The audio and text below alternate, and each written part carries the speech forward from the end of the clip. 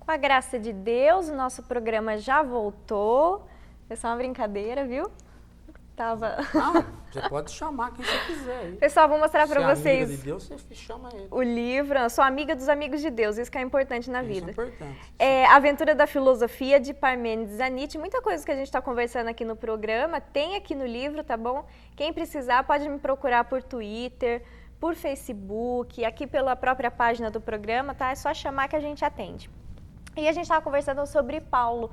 Eu acho que o grande nome do cristianismo aí, o grande responsável pelo que é o cristianismo hoje foi o São Paulo, né? Eu vou evocar um outro filósofo que eu gosto também, para provocar mais o Paulo, porque o Paulo hoje está tranquilo, né? Então eu posso provocar à vontade. Mas o Agamben, ele tem um livro, chama O Reino e a Glória, e ele faz uma jogada muito interessante. Ele diz que Paulo e as suas cartas, ele fala do mistério da economia, ou seja, como que o mistério da salvação se organizou entre os homens como igreja. E depois, a partir do século II, começaram a falar da economia do mistério, ou seja, como organizar a terra como ela é organizada no céu. E aí vem o pseudo Dionísio Areopagita e inventa a palavra hierarquia, né? Quer dizer, a ordem sagrada, como fruto desse negócio. Então, esse é um movimento muito sutil que leva 300, 400 anos, que você deixa de pensar no mistério da salvação dos homens a partir de uma vida em igreja, eclésia, e passa a pensar numa vida, na salvação, a partir de uma ordem institucional, hierarquizada. Então, eu salvaria um pouco Paulo nessa história, né? Eu tiraria um pouco o peso de Paulo de ser o hierarquizante e colocaria mais um fruto posterior, um processo posterior. Como eu penso, quer dizer, a igreja precisava se inserir na cultura e não dava mais para ser aquele povo meio perseguido. Sim. Então eles começam a fazer movimentos semânticos, né, que permitem essa síncrasis entre uma filosofia grega do uno com Deus, da inteligência com Cristo, e se reinsere. Mas isso vai até Agostinho, século IV para o V. O pseudo-areopagita é 5 para 6. Quer dizer, leva um tempão para fazer esse negócio. Então eu acho que tem por isso a questão do pastor, voltando, Paulo está falando do pastor, num sentido ainda o que enfrenta o lobo. O pseudo-areopagita vai falar aquele que comanda a ovelha, aquele que leva a ovelha para um pasto X. Acho que a marca do Paulo, ficou a marca do Paulo por ele se contrapor ao Pedro. Né? Pode ser, né? sim. Dado que o Pedro não queria... porque você tem um problema que as pessoas acabam desprezando, mesmo gente que estuda religião acaba desprezando, que é o seguinte, as pessoas não levam em consideração que a religião judaica, ela é para o povo judeu, ela não é para nós. Uhum. Quem inventa esse negócio de que a religião judaica vai ser para o mundo todo, também não é Jesus. Também não é Jesus. É Paulo. Né? Paulo que inventa esse negócio de que eu vou pregar para os gentios, ou seja, a lei do Moisés... Todo mundo deve ser convertido, digamos assim, a todo lei mundo deve conhecer a o lei do cristianismo. Moisés não é para as tribos, Sim. é para todos. Então, Paulo, aí... Esse é o problema. Já que você é Paulo, deixa eu conversar com o Paulo. Aí que está a grande diferença entre Pedro e Paulo. Pedro acredita no que você acabou de falar. A lei de Moisés é para todos. Paulo usa a palavra que ela fala, é a graça. Ou seja, a suspensão da lei. E é isso muito importante. Imagina alguém naquele século I, não estou pregando, estou tentando pensar as ideias que estão embutidas. Ele diz o seguinte, todas as coisas me são lícitas. Ou seja, a legalidade já não pertence mais a um código formal. Vamos repensar a legalidade, a licitude da coisa. Aí ele diz, mas nem tudo convém. Ele está fazendo um jogo de destruir com o código legal, porque ele está falando a salvação, a economia da salvação, já foi dada integralmente. Agora nós temos que pensar como que vamos viver quando a minha conduta não vai me levar mais para o céu. O céu está resolvido. Vamos agora viver. É assim que eu acho que... Mas é muito complicado viver isso no século I. É nesse momento que eu acho que eles têm que repensar as estruturas e as falas de Paulo, alterar semanticamente essas palavras dele, para dar um novo sentido e colocar isso no código legal. Então essa leitura de que a lei é universal é de Pedro e não de Paulo. Paulo fala é a graça. A graça é nesse sentido. Eu não preciso fazer mais nada. Mas se é de Pedro e não de Paulo, então por que o Pedro se restringe, se é tímido na sua pregação? Mas Pedro é tímido, mas... Porque Pedro sai para pregar depois se então, encontra mas com Paulo, né? Exatamente, porque... Aí vamos voltar à tua leitura. Jesus não está pregando inicialmente para todos, está pregando para os judeus. Pedro é um judeu que ouve Jesus. E ele é um judeu. E ele fala, a lei continua. Jesus só veio cumprir a lei. Então vamos ficar entre os judeus. Paulo que vem com a história. Não, acabou a lei. Agora é a graça é para todo mundo. Vamos sair pregando. Aí o Pedro fica assim e corre atrás, vamos dizer, né? Anedoticamente ele corre atrás porque ele está vendo, opa, o cara foi aonde eu deveria ter ido. Porque Pedro está ligado à lei e aos judeus. Paulo é que quebra que faz esse desvínculo epistemológico e sai para fora. Por quê? Porque ele já imagina que a lei não tem mais, não é alternativa religiosa. Porque a alternativa é outra. Ele vem com uma outra proposta. Porque, veja, você tem um negócio que é fantástico esse negócio do Paulo, né? Porque o Paulo é um apóstolo autoeleito, né? Ele não encontra Jesus, ele encontra Jesus por ele próprio, né? Ou seja, Jesus o procura, né? Jesus o procura, mas ele não é como os outros apóstolos que tiveram com Jesus. Então, né? E uma outra coisa que é interessante em Paulo é que ele tem um perfil psicológico, ou seja, ele é judeu de nascimento, mas ele é cidadão romano. Cidadão romano. Ele é um perseguidor de cristãos. Né? Então, ele tem uma visão que eu acho que é um pouco aquela visão entre o sujeito da paróquia, né, e o sujeito cosmopolita. Né? O Paulo parece ser uma visão mais cosmopolita. Né? E se você mais de romano, no caso. Mas se você soubesse de onde que o Paulo saiu exatamente de uma outra filosofia cosmopolita e que ganhou Roma. O Paulo é daquela região do Zenão de Sítio, um estoico. O Paulo vem lá daquela região onde saiu quase todas as figuras estoicas. E o estoicismo ele é mais forte que o epicurismo dentro da hierarquia romana. Né? Então ele vem de uma região onde a própria filosofia tem uma ideia de universalização, né? Uma ideia de propagar para todo mundo, uma ideia imperialista, né? De todos podem ouvir isso daqui que eu estou falando, porque isso não é uma lei para 12 tribos. Né? É nesse sentido que eu estou dizendo. Agora, eu nunca tinha pensado nisso que você falou, né? Dessa visão do Agamben. Né? Nunca tinha pensado nessa troca, porque essa troca ela precisa de um elemento, digamos assim, de um elemento de separação, né?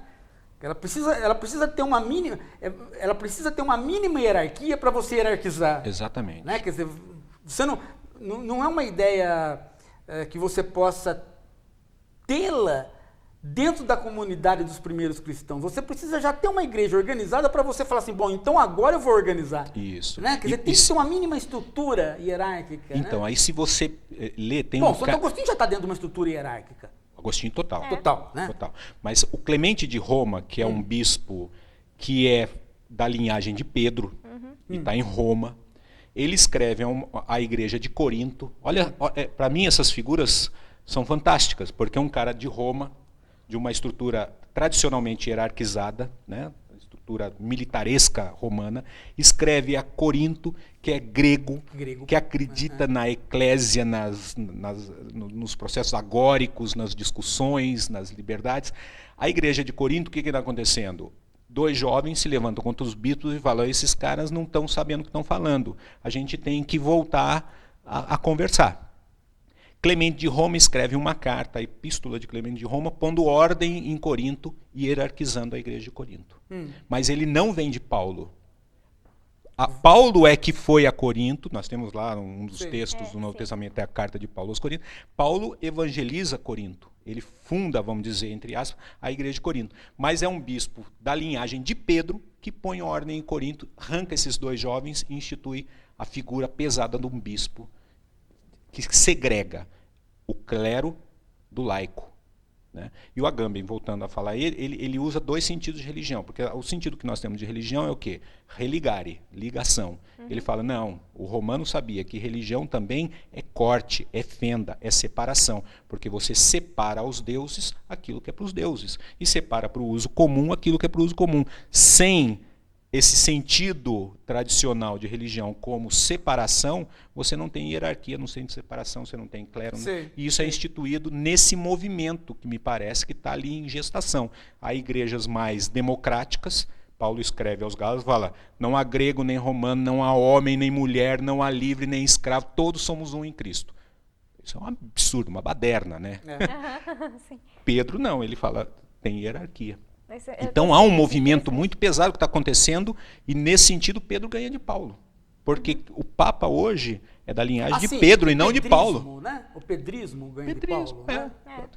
Pedro é o primeiro Papa, não é Paulo. Porque Paulo, como você falou, ele é auto-ungido, né? Auto-escolhido. Ele é uma coisa meio anacrônica, meio esquisita ali no meio. Eu concordo muito com você. Agora, o que a gente não discute muito, né? Na verdade, a gente não discute nada, né? É o fato de o Império ter rachado em dois e a Igreja ter rachado, né? E você tem uma Igreja do Ocidente e uma Igreja do Oriente. Nós não discutimos isso, né? Entre nós. Nossa formação de primeiro e segundo grau, tal, escolar, ela desconsidera essa divisão, né? Que é importantíssima, né? E que hoje ainda está presente. Que está presente. Você vê, em certo sentido, a Rússia e a Turquia. Mais presente agora do que nunca, né? Que nunca. Porque a reação da Rússia em relação a certas liberdades ocidentais, né? Está se pondo agora na jogada. Agora, né? Quer dizer, está o tempo todo esse conflito. Ele se recoloca, a gente pensa só sincronicamente, mas tem uma diacronia necessária aí, né? Que precisa ser pensada. Que é a chamada Igreja Ortodoxa. Ortodoxa, né? E que ela se separa muito amigavelmente, né? São questões iconográficas, porque os ortodoxos naquela época aceitavam alguns ícones e alguma coisa de batismos diferente. E os católicos ainda, nada de ícone. Ela se separa porque o Império acaba se separando. Também, né? Vamos dizer, essa é a desculpa oficial de uma separação, mas é o Império que, na verdade, ele vem rachando.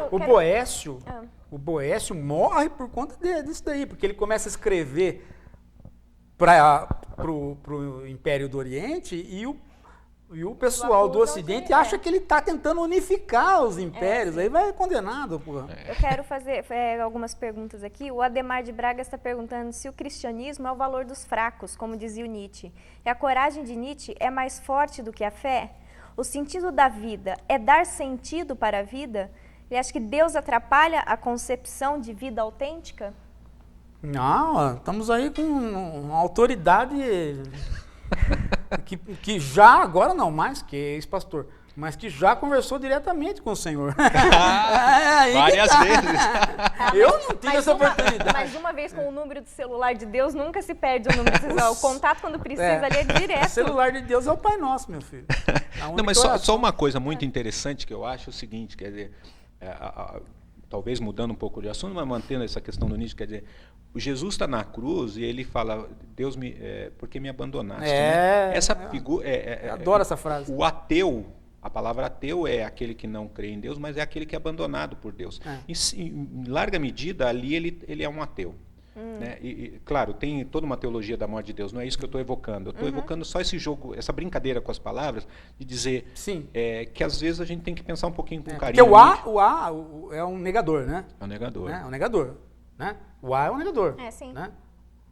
Anônimo, né? O A é um negador. Então, se você é ateu, naquele momento ali, né? E uma negação dupla, né? Quer dizer, é Deus me negando e eu negando Deus, né? Sim. Então eu sou abandonado de Deus na medida que eu também abandono. Tem um jogo interessante e eu acho que Essa figura, temos que repensar esses momentos, né? Jesus é o primeiro herói romântico, meu filho. É o primeiro humano que disputa consigo mesmo no deserto, né? Disputa com o seu demônio. Você fala assim, um conflito de consciência, conflito na verdade. de consciência. Ele disputa com ele mesmo no deserto, com o seu demônio. Depois ele disputa com o próprio pai, que é ele mesmo, com o seu, afastar o cálice dele. Depois ele disputa na cruz. Num primeiro momento dando de orgulhoso, falando para o pai que aquelas pessoas que estão ali não sabem o que fazem. Né? Mas depois voltando atrás. Né? Quer dizer, você não pega nenhum herói não cristão fazendo isso. Com essa dimensão subjetiva que o cristianismo tem, né? De você dialogar com você mesmo, nesse grau de... Lógico que o Sócrates dialoga com ele mesmo, mas você não dialoga com esse grau de intensidade e de drama. De drama, né? E tem uma diferença, eu acho, importante no Sócrates e Jesus, é o seguinte, aqui eu vou fazer só um jogo também. A questão do cidadão, né? O cidadão é livre à medida que a cidade é livre. Em Sócrates, nos romanos, em si. Jesus é um indivíduo livre. Ele se marca como... Ele marca a sua história. Eu vou me dar a morrer. Independente da cidade ser livre ou não. Porque ele está em Jerusalém que não é livre. Eu acho que ele faz isso no deserto. Pois é. Porque no deserto, tudo que o demônio representa é o que o pai de Jesus representa. É o que a cidade representa. Porque o que o demônio oferece para ele é tudo aquilo que um pai ofereceria para o seu filho. Olha, você fica em casa, né? Você cuida da carpintaria, você case, e você vai poder ter a vocação religiosa sua também, porque você pode pregar na sinagoga, nada impede de você ir lá falar na sinagoga. Aí ele fala assim, não, eu vou seguir uma outra coisa. Ou seja, eu vou ser cristão, mas o cristianismo não existe ainda, porra. Entendeu? Então, o sujeito, ele tá assim, desafiando, ele tá se pondo como um criador de uma nova cultura. Nesse sentido, ele é um político nômade, né? Porque ele está na polis, todas as ofertas são polis, mas ele migra para uma outra dimensão de polis, né? Porque, veja, ele poderia fazer uma meditação na cidade. Não, ele vai para o deserto. A própria caminhada para o deserto já significa muito. Eu vou para um lugar onde a cidade, a família, as instituições não são mais significativas. E elas aparecem como o mal. Na figura do demônio. A minha vocação não vai ser posta em jogo pela sociedade. Né? O Sócrates só sai 2 vezes de Atenas por campanha militar. Por ele mesmo ele nunca sai. E um dia perguntaram por que ele não saiu. Ele falou porque meus professores estão em Atenas. Quem são? Os cidadãos. Eles são meus professores. Né? Pois é. Isso é interessante, né? Você vê como o cristianismo ele tem uma base não é à toa, né, que as cidades vão acabar, né? A Idade Média vai ser um lugar sem cidades, né? Não é à toa, está na base do... Não é só por uma questão econômica, como os marxistas explicam, né? Está na base do cristianismo uma ruralização da vida, né? Você poder viver você sozinho, porque você é uma subjetividade tão completa que você se mantém, né? O monastério, né? As ordens religiosas de retiro, né? Lá em Bauru tem as ordens das religiosas, onde você abre lá uma portinha e você só enxerga o olho da irmã. No próprio, né? São Bento aqui, o sujeito se retira. Ainda tem. O Nietzsche e o Dostoiévski usam uma figura muito interessante. Ele chama Jesus de idiota, né? Mas não o idiota como a gente tem no contemporâneo do imbecil. Mas o tipo fisiológico e que é contra a cidade, né? Aquele que se nega à política, né? O idiotes. Quer dizer, nesse sentido, ele questiona a política a partir de uma retirada. É diferente de só que questiona a política se entregando a ela, né? Ele morre porque ele não pode sair da cidade. Jesus ele morre porque ele quer sair da cidade. O idiota do anticristo, ele é um tipo fisiológico. Ele não é um tipo psicológico. Não é o sujeito é idiota psicologicamente, ele é idiota. Não, ele é fisiologicamente idiota. Ou seja, ele faz parte do sangue dele, do jeito dele se comportar fisicamente solitário. Solitário, né? Ele se ilha. Ilha, pois é. Né? Eu separei um vídeo pra gente assistir, 2 minutinhos do vídeo, depois a gente vai fazer um comentário sobre. Você coloca pra mim, Fernando, por favor? Segundo a mitologia grega, o ser humano foi criado por Prometeu, um titã amigo de Zeus. Nem passou muito tempo e a famosa malandragem humana começou a aparecer. Os humanos e Prometeu resolveram fazer uma oferenda ao Senhor. Colocaram 2 picanhas no altar para Zeus escolher uma. Uma delas era uma carne bem suculenta, mas revestida por um couro bem feio. E a outra, uma grossa e apetitosa camada de gordura, porém cheia de ossos dentro. É claro que era uma pegadinha. Zeus escolheu o pedaço de gordura grossa, achando que tinha se dado bem. Quando descobriu a farsa, ficou furioso e, em punição, retirou o fogo dos humanos. Prometeu não achou isso justo, e por conta própria, entrou escondido na casa de Zeus e pegou o fogo de volta, devolvendo para nós. É claro que isso não ia dar certo. Ao ficar sabendo da heresia de Prometeu, Zeus enfurecido criou a pior punição de todas para o homem: a mulher.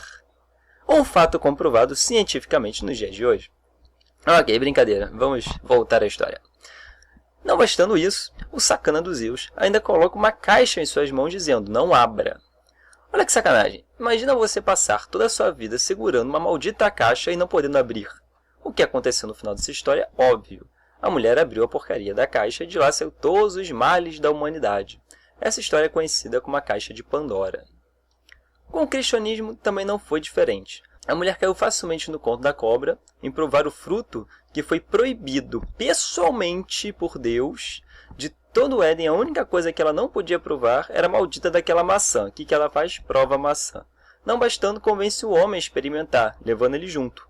Ou seja, era responsável por ter estragado os planos de Deus pelos sofrimentos que temos nessa vida devido às punições de Deus ao expulsá-los do Éden e ao fato de já nascermos pecadores e termos que batalhar muito nessa vida para encontrarmos a salvação da qual não somos mais dignos.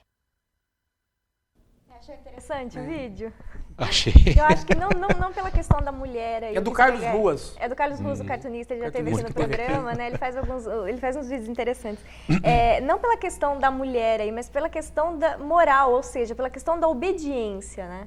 Tem muito essa questão na religião. Porque eu venho insistindo, como eu lido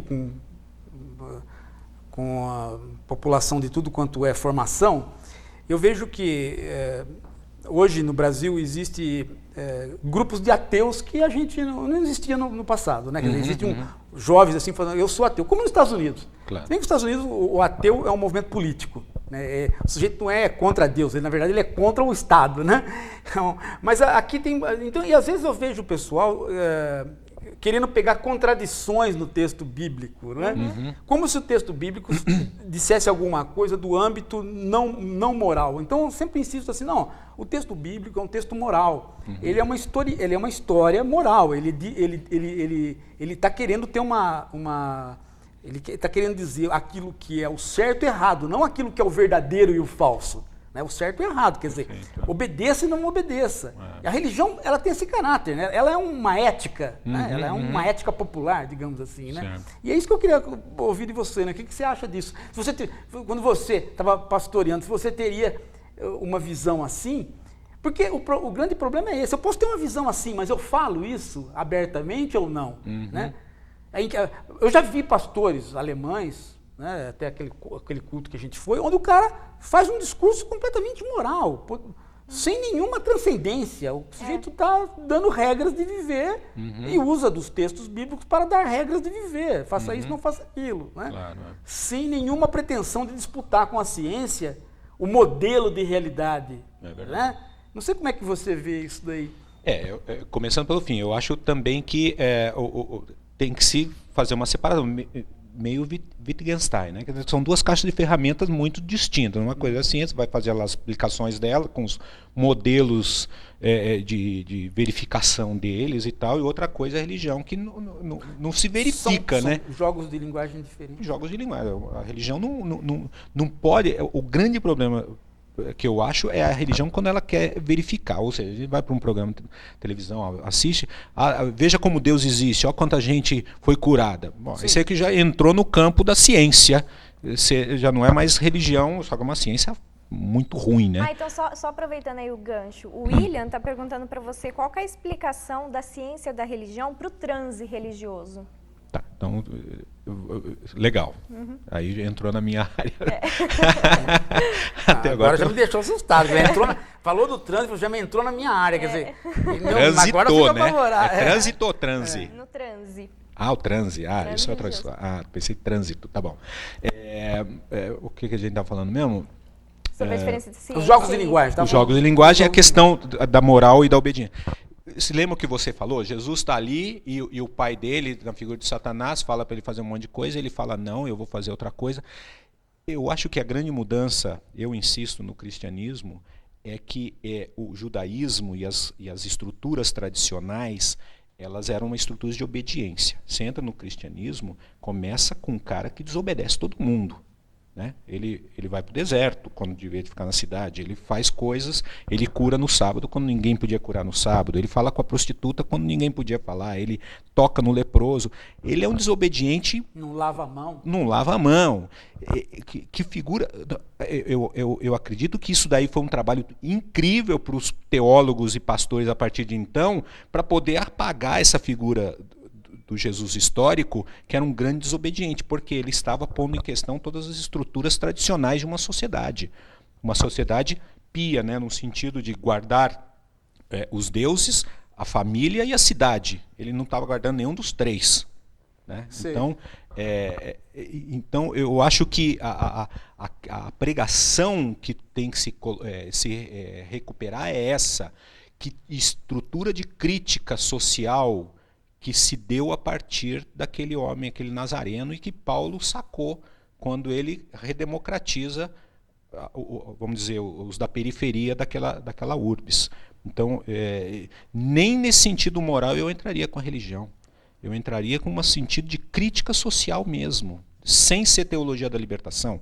Uma crítica de relações. Por isso eu sou um ex-pastor, porque você entra e você não estabelece relações críticas, você simplesmente é uma passividade de reprodução. Não, mas eu não disse... Eu entendi o que você falou. Moral para o cristianismo, eu disse moral para qualquer tipo de religião. Sim, eu entendi, mas aí eu acredito... A religião é uma moral popular, seja ela qual for. Claro, não, se tornou muito uma moral popular, quando talvez nem isso pudesse ser. Porque o que eles estavam criticando eram relações de desigualdade. Aí, esse videozinho da mulher, voltando à mulher, quer dizer, você fala, a Eva comeu e deu... Por outro lado, mas que Eva legal, porque ela fez uma crítica. Será que não era isso que Deus queria? Tem alguns teólogos que falam que Deus queria exatamente essa postura, porque ele queria que eles saíssem dali. Saísse daquele lugar e povoasse a terra, porque não foi feito para ficar no Éden, foi feito para a terra. Quer dizer, é um pensamento muito mais amplo. E a Eva é que starta esse processo. Na desobediência, ela cria a obediência, nesse sentido invertido. Quer dizer, ela faz o que tinha que fazer, que o homem, usando a palavra correta, o cagão do homem, quer o conforto. Ela fala, não, vamos sair. Você vê, é uma outra leitura possível, desconstrutivista, mas possível. Essa que é bacana, quer dizer, você cria uma nova metáfora. Dado que você introduz o elemento, dado que você introduz na religião grega o elemento liberdade, que a religião grega não tem, porque ela é trágica, ela é determinista. Exatamente. Né? Você tem que ter alguém que desobedeça. Então, o elemento liberdade, se você não tem o pecado, você não tem liberdade. Se você não tem liberdade, você tem a mesma religião. A grande diferença entre o judaísmo e o cristianismo é que aparece esse elemento fantástico que é o homem. Né? O homem faz coisas que estando no plano de Deus, pode desobedecer o plano de Deus. Né? Ele é o buraco do queijo suíço. Mas tudo bem. O que eu estou entendendo é que no caso de você ter para você ter uma ética, e aí eu estou concordando com você, você precisa ter liberdade, senão não tem sentido ter uma ética. Exato. Você não vai ter conduta onde a conduta é predeterminada. Né? A ética precisa do elemento liberdade para ela se pôr como um ethos. Né? Agora, quando você cria um determinismo de qualquer ordem, né? Você não pode ter mais... você tem que voltar a uma religião pagã. Não é? Exatamente. Porque você não pode ter... A ideia de liberdade ela é uma ideia judaico-cristã. Né? Você pode negar a cidade, você pode negar a família, você pode negar a sociedade, né? mesmo no Velho Testamento, você pode negar. Claro. Né? Essa é uma negação já de cara. Né? Se a gente olhar Abraão é uma negação da cidade e da família. Ele sai para uma terra que ele não sabe para onde vai, porque ele está rompendo com a tradição da família. Dizem que o Moisés ficou no deserto 40 anos porque o homem nunca pergunta, né? A mulher dele fala, pergunta, ele não pergunta. Ele ficou perdido 40 anos, né? Nunca perguntou para a mulher. Ele não tinha GPS e não quis fazer uma pergunta. O homem não pergunta, não tá Não, eu tinha várias perguntas legais. Então, a questão do transe, tem um movimento místico que acontece na Idade Média, com Mestre Eckhart, Andes Silésios, Teresa de Ávila, que eles têm um processo de transe também, né? Entra num campo, talvez, da psicologia da religião, por isso que eu estava pensando se era trânsito, era mais fácil. Eu não quero fugir disso. Eu, de fato, não entendo isso. Então, só estou falando isso para dizer que eu prefiro, assim, me afastar um pouco de dizer é uma área que eu nunca pesquisei o suficiente para dizer, não, isso tem essa explicação. Você sabia eu não que tenho a mínima ideia. Deixa eu falar Você sabia que o Sócrates entra em transe? Não, isso não sabia? Não. O Sócrates entra em transe.